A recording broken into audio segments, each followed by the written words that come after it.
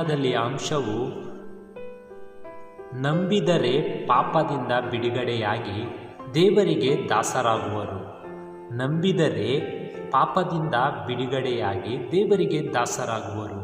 ಹೇಗೆ ಎಂಬುದಾಗಿ ನಾವು ನೋಡಿದ್ರೆ ಪ್ರಿಯರೇ, ಸತ್ಯವೇದ ಪುಸ್ತಕದಿಂದ ರೋಮಾಪುರದವರಿಗೆ 6ನೇ ಅಧ್ಯಾಯ 12ನೇ ವಾಕ್ಯದಿಂದ ನಾವು ನೋಡುವುದಾದರೆ, ಹೀಗಿರುವುದರಿಂದ ಸಾವಿಗೆ ಒಳಗಾಗುವ ಈ ನಿಮ್ಮ ದೇಹದ ಮೇಲೆ ಪಾಪವನ್ನು ಆಳಗೊಳಿಸಿ ನೀವು ದೇಹದ ದುರಾಶೆಗಳಿಗೆ ಒಳಗಾಗಬೇಡಿರಿ.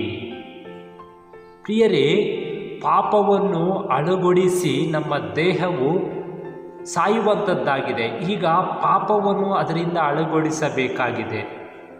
ಇಲ್ಲಿ ನಾವು ನೋಡ್ತಾ ಇದ್ದೀವಿ, ನೀವು ದೇಹದ ದುರಾಶೆಗಳಿಗೆ ಒಳಗಾಗಬೇಡಿರಿ. ಪಾಪದಿಂದ ಬಿಡುಗಡೆಯಾಗಬೇಕಾದ್ರೆ ಮೊದಲನೇದಾಗಿ ದೇಹದ ದುರಾಶೆಗಳಿಗೆ ಒಳಗಾಗಬೇಡಿರಿ. ದೇಹದ ದುರಾಶೆಗಳಿಗೆ ಒಳಗಾಗಬೇಡಿರಿ. ಹಾಗೆ ಪ್ರಿಯರೇ, ನಾವು ಇಲ್ಲಿ ನೋಡಿದ್ರೆ 13ನೇ ವಚನ, ಇದು ಮಾತ್ರವಲ್ಲದೆ ನೀವು ನಿಮ್ಮ ದೇಹದ ಅಂಗಾಂಗಗಳನ್ನು ಪಾಪಕ್ಕೆ ಒಪ್ಪಿಸುವವರಾಗಿದ್ದು ಅವುಗಳನ್ನು ದುಷ್ಟಾತ್ವವನ್ನು ನಡೆಸುವ ಸಾಧನಗಳಾಗಿ ಮಾಡಬೇಡಿರಿ. ಪ್ರಿಯರೇ, ನಮ್ಮ ಒಂದು ದೇಹವನ್ನು ಇಲ್ಲಿ ನಾವು ನೋಡ್ತಾ ಇದ್ದೇವೆ. ನಮ್ಮ ದೇಹದ ಅಂಗಾಂಗಗಳನ್ನು ಯಾವುದಕ್ಕೆ ಒಳಪಡಿಸಬಾರದು ಎಂಬುದಾಗಿ ನಾವು ನೋಡಿದ್ರೆ, ದುಷ್ಟಾತ್ವಗಳನ್ನು ನಡೆಸುವುದಕ್ಕೆ ಸಾಧನಗಳಾಗಿ ಮಾಡಬೇಡಿರಿ. ದುಷ್ಟಾತ್ವಗಳನ್ನು ನಡೆಸುವುದಕ್ಕೆ ನಮ್ಮ ಒಂದು ದೇಹದ ಅಂಗಾಂಗಗಳನ್ನು ಸಾಧನ ಮಾಡಬೇಡಿರಿ. ನೀವು ಸತ್ತವರೊಳಗಿಂದ ಜೀವಿತರಾಗಿರಲಾಗಿ ನಿಮ್ಮ ದೇವರಿಗೆ ಒಪ್ಪಿಸಿಕೊಟ್ಟು, ಇಲ್ಲಿ ನಾವು ನೋಡ್ತೇವೆ ಪ್ರಿಯರೇ, ಸತ್ತವರೊಳಗಿಂದ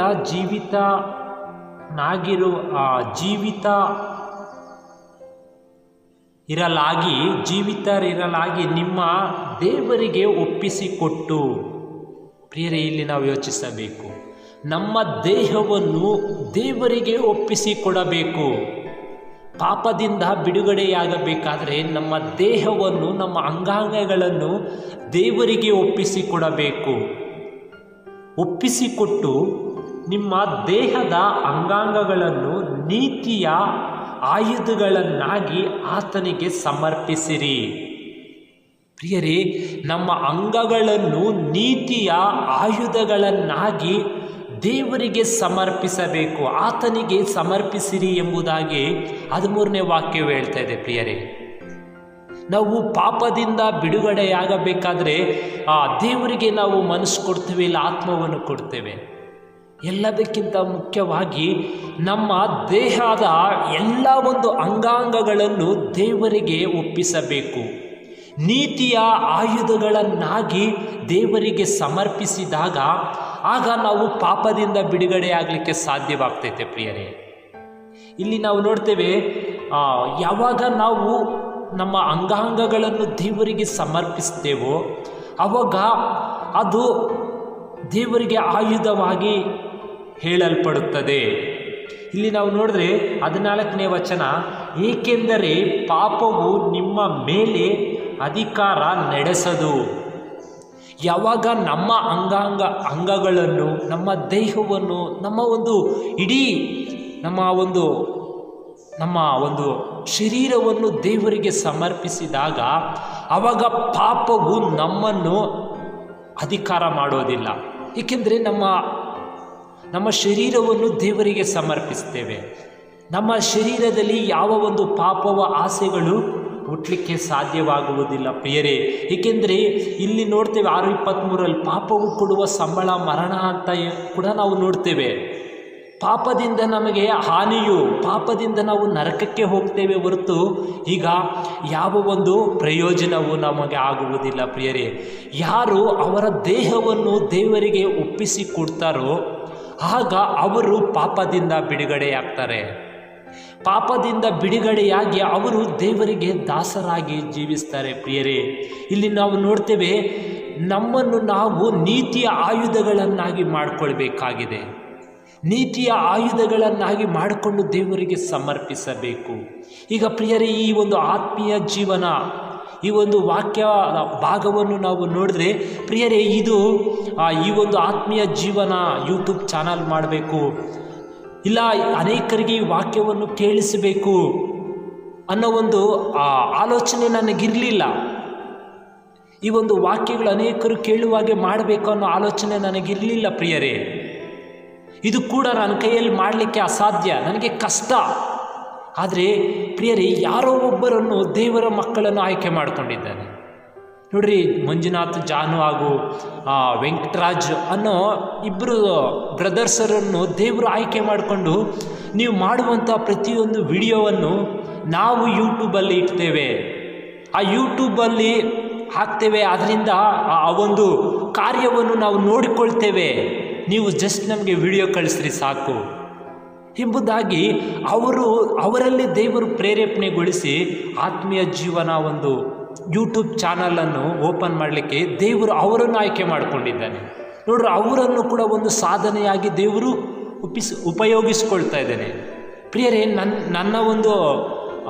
ನನ್ನ ಕೈಯಲ್ಲಿ ಯೂಟ್ಯೂಬ್ ಮಾಡಬೇಕು, ಇಲ್ಲ ಅನೇಕರಿಗೆ ದೇವರ ವಾಕ್ಯ ಕೇಳಿಸ್ಬೇಕಂತ ನಾನು ಯಾವತ್ತಿಗೂ ಆಲೋಚನೆ ಮಾಡಿಲ್ಲ, ಯಾವತ್ತಿಗೂ ಕೂಡ ನಾನು ಅದು ಯೋಚಿಸು ಕೂಡ ಇಲ್ಲ.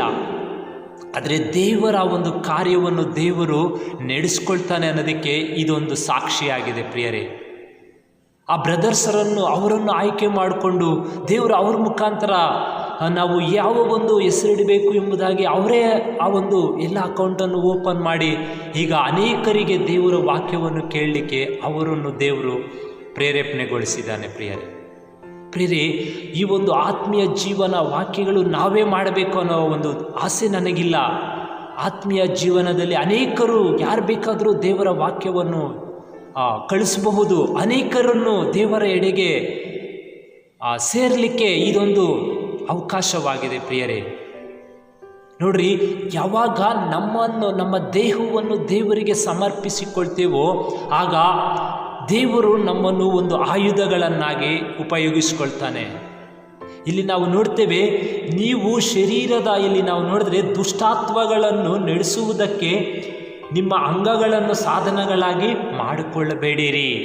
ದುಷ್ಟಾತ್ಮ ಅಂದರೆ ಪಾಪವನ್ನು ಮಾಡುವುದಕ್ಕಾಗಿ ನಿಮ್ಮ ದೇಹವನ್ನು, ನಿಮ್ಮ ಒಂದು ಅಂಗಗಳನ್ನು ಉಪಯೋಗಿಸಿಕೊಳ್ಳಬಾರದು ಎಂಬುದಾಗಿ ಇಲ್ಲಿ ದೇವರ ವಾಕ್ಯವನ್ನು ನೋಡ್ತಾ ಇದೆ. ಪ್ರಿಯರೇ, ಯಾರು ಪಾಪದಿಂದ ತಮ್ಮನ್ನು ತಾವು ಕಾಪಾಡಿಕೊಂಡು ದೇವರಲ್ಲಿ ನಂಬಿಕೆ ಇಟ್ಟು, ದೇವರೇ ನಾನು ನಿಮಗೋಸ್ಕರ ಜೀವಿಸಬೇಕು, ನಿಮಗೋಸ್ಕರ ನಾನು ನಿಮ್ಮ ರಾಜ್ಯಕ್ಕಾಗಿ ನೀತಿಗಾಗಿ ನಾನು ಏನಾದರೂ ಮಾಡಬೇಕು ಎಂಬುದಾಗಿ ದೇವರಿಗೆ ತಮ್ಮನ್ನು ತಾವು ಸಮರ್ಪಿಸಿಕೊಳ್ತಾರೋ ಆಗ ದೇವರು ಅವರನ್ನು ಒಂದು ಆಯುಧವನ್ನಾಗಿ ಮಾರ್ಪಡಿಸ್ತಾನೆ.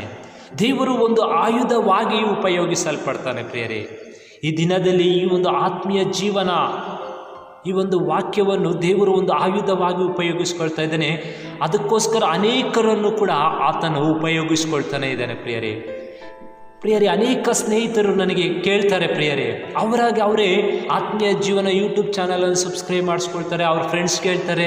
ಇದೆಲ್ಲ ನನ್ನ ಕೈಯಲ್ಲಿ ಅಸಾಧ್ಯ, ಆದರೆ ದೇವರ ಕೈಯಲ್ಲಿ ಇದು ಸಾಧ್ಯವಾಗಿದೆ. ದೇವರ ಚಿತ್ತವಿದೆಯೋ ನನಗೆ ಗೊತ್ತಿಲ್ಲ, ಆದರೆ ಪ್ರಿಯರೇ, ನಾನು ಜಸ್ಟು ವಿಡಿಯೋಗಳನ್ನು ಮಾಡಿ ನಾನು ಒಂದು ಫೇಸ್ಬುಕ್ಕಲ್ಲಿ ಸ್ಟೇಟಸಲ್ಲಿ ಇಟ್ಕೊಳ್ತಾ ಇದ್ದೆ ಅಷ್ಟೇ.